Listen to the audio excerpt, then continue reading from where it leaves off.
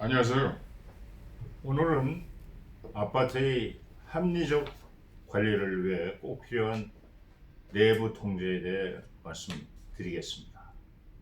아파트의 내부 통제는 관리 운영의 효과성과 효율성, 재무보고의 신뢰성 및 관련 법규의 준수 등과 관련된 아파트의 목적 달성에 위협이 되는 관리 운영 위험에 대해 처하기 위해 설계, 실행 및 유지됩니다. 좀 어렵죠. 과거에는 내부 통제의 주 목적은 자산의 횡령 및 부정한 재무보고 방지 등을 예방하기 위해 필요한 제도였지만은 최근에는 재무보고의 신뢰성, 경영의 효율성, 위험관리, 법규 준수 등으로 그 범위가 확대되고 있습니다. 예를 들면 회계 담당자가 현금과 예금 실물을 다루면서 전표도 작성, 또 장부 원장을 기록하고 이런 업무를 어느 누구의 통제도 없이 혼자 한다면 그는 쉽게 부정을 저지르고 은폐할 수 있습니다. 현재 대단지를 제외한 중간 규모 이하의 아파트는 인건비를 절약하기 위해 이와 같이 혼자서 격리 업무를 다 하고 있습니다. 상호 업무를 견제할 수 있는 조직이 갖춰져 있다면 그들 모두가 공모를 하지 않는 한 부정은 쉽게 이루어질 수 없죠. 그 밖에 많은 회계 부분에서 오늘 다루는 내부 통제를 잘 아는 것은 사전 예방뿐 아니라 운영 합리화에 매우 중요한 것입니다. 공동주택 회계 처리 기준에서도 상규와 같은 그 입장에서 내부 통제가 합리적으로 될 수 있도록 명문화하였습니다. 따라서 아파트의 합리적 운영을 위한 내부 통제만을 추려서 요약해서 말씀드리겠습니다. 우선 일반 사항의 내부 통제에 대해 말씀드리면은 첫째, 수입과 지출에 관한 업무를 담당하는 수입 지출 담당은 계약 및 지출 원인 행위를 담당하는 지출 원인 행위 담당 또는 계약 담당자가 재고자산, 유형자산, 물품 및 그 밖의 자산을 관리하는 업무인 각 자산관리 담당을 겸직하면 안 됩니다. 다만 지소의 직원의 과소 등으로 겸직이 불가피한 경우에는 그러하지 않으나 관리사무소장이 격리 실무까지 함께하는 아파트의 경우에도 동대표 중에 어느 누가 지출 원인과 계약 업무를 담당하면 될 것입니다. 두 번째, 관리 주체는 회계 담당자를 임명할 때는 거래 금융기관에 즉시 통보해야 합니다.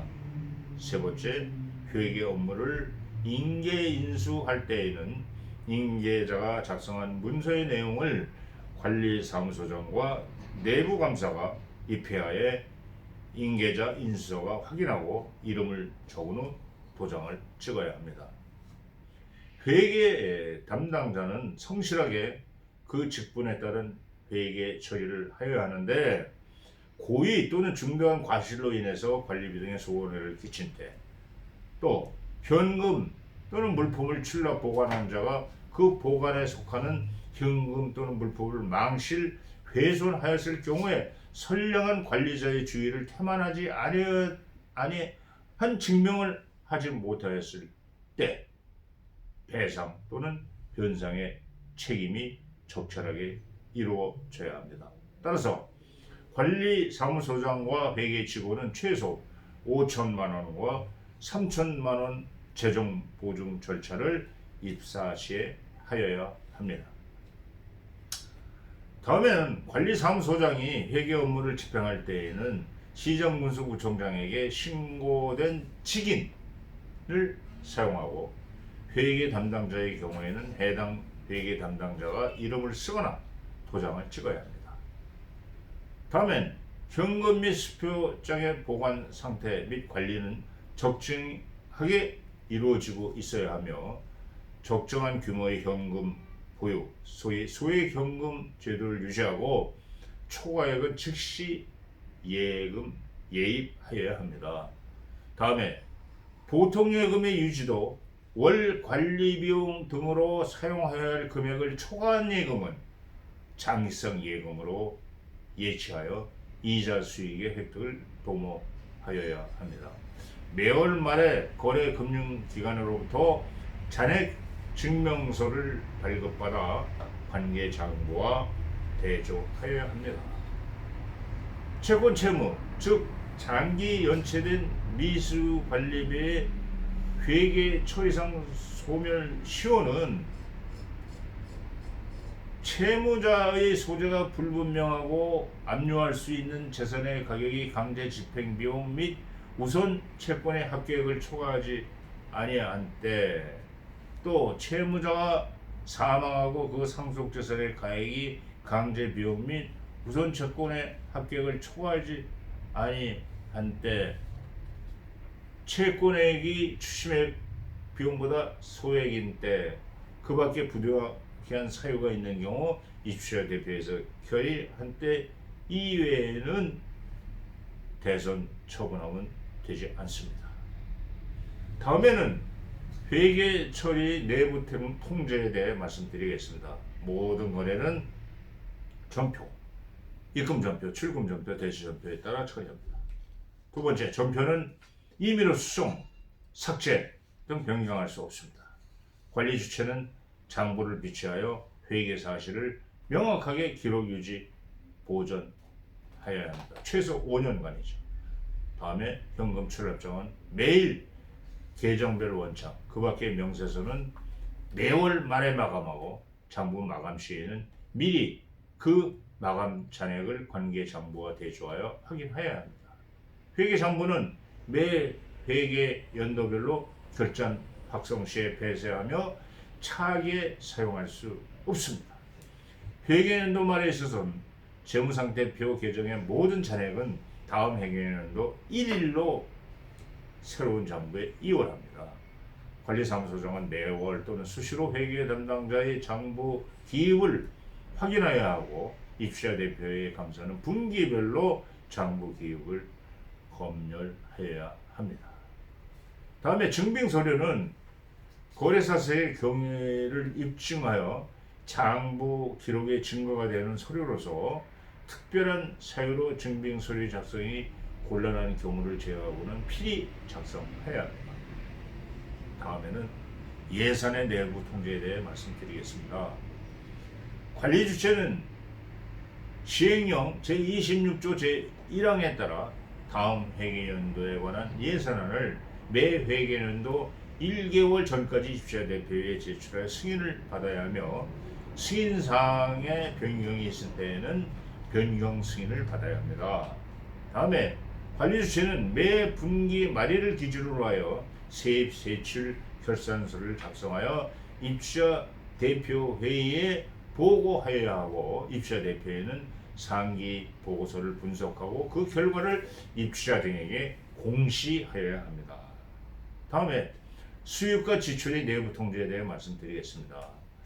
시세금의 지급 잔액과 마감 후에 출납된 수입 현금을 제외하고는 현금을 보관할 수 없고 현금 시세액은 매일 관리사무소장의 검사 후 회계 담당자가 금고에 보관하여야 합니다.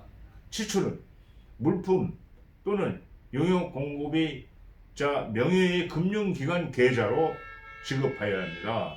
그러나 여비 및 교통비를 지출하는 경우 또는 건당 10만 원 미만을 지출하는 경우 또는 신용카드 또는 직불 체크카드로 지출하는 경우는 예외가 되겠죠. 다음에 입주자 대표회의 감사는 지출 업무의 적정을 유지하기 위해 분기별로 지출에 관한 증빙서를 감사하여야 합니다. 관리사무소장은 매월 말일을 기준으로 다음 달 초에 지정 금융기관으로부터 예금 잔고 증명서를 받아 관계 장부와 대조하여야 합니다. 다음은 자산관리의 내부 통제에 대해 말씀드리겠습니다. 관리사무소장은 매 회계년도 말일을 기준으로 하여 재고자산 및 유형자산을 실사하여야 합니다. 실물 확인이죠. 이때 출납 업무와 관계없는 직원, 즉 관리사무소장이 지정하는 직원과 한 명 이상의 입주자 대표회의 감사 또는 입주자 대표회의가 지정하는 입주자가 참관할 수 있습니다. 관리사무소장은 자산 출납부에 자산 실사 일자, 자산 실사 참여자, 실사 결과 등의 자산 실사 내용을 기록하여 보관하여야 합니다.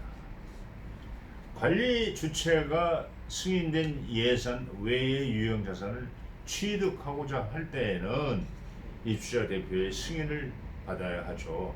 승인을 요청할 때에는 꼭 취득하고자 하는 용역자산의 명칭과 종류, 구입하고자 하는 사유, 예정 가격 및 단가, 취득 방법, 그 밖의 필요사항을 기재하여야 합니다.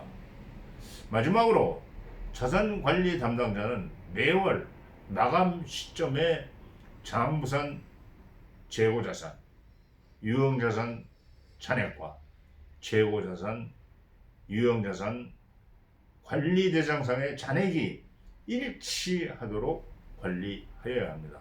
이상으로 아파트의 내부 통제 중에서 중요 부분을 개괄적으로 말씀드렸습니다. 안녕히 계십시오. 아파트병원 원장 민만기였습니다. 010-8636-4405로 전화주세요. 감사합니다.